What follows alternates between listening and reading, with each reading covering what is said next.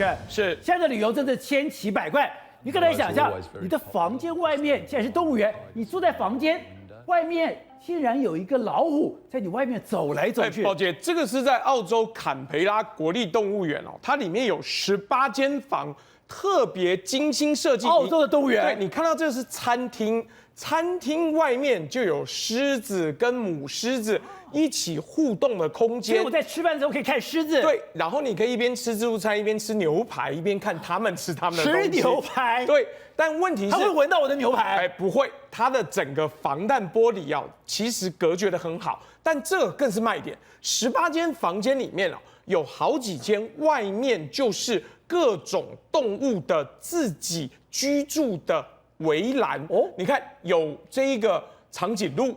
而且长颈鹿为什么会靠近你的房间？是因为喂食的人会在你房间外面喂它，你还可以。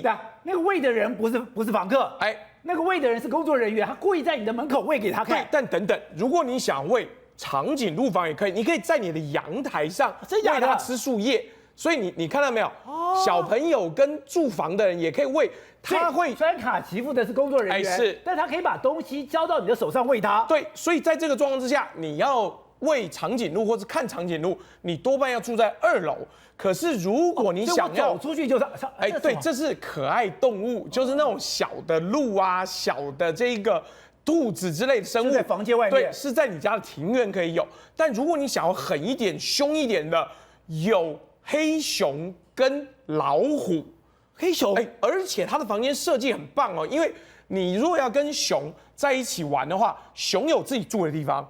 但是你所居住的整个房间1楼外面有一个游泳池，熊会像天气太热了，我来这边泡个水，你就会看到。等一下，对，所以这张照片是真的，真的，我就在旁边泡水，然后这个黑熊可以过来。哎，对，但是等等，黑熊跟你中间还是有个玻璃，但黑熊为什么要来？这边是它泡水的小水池，所以它也愿意过来。你可以一边泡澡一边看它泡澡，所以黑熊本来就会过来这个地方。哎，是，所以在这样的设计之下，你其实有各种各样好玩。然后像我们刚刚看到老虎，是因为老虎想要找比较没有那么晒太阳的地方，所以你的房间外面会隔出来一个，还有白犀牛，哎，对，有树荫的地方，老虎要跑过来晒不到太阳，它就愿意跑过来，让你可以近距离的看它。让我们看这画面，这个企鹅也太可爱了吧！哎，宝杰，这是在静冈的一个水族馆哦，有一个热心的表演者想说，哎，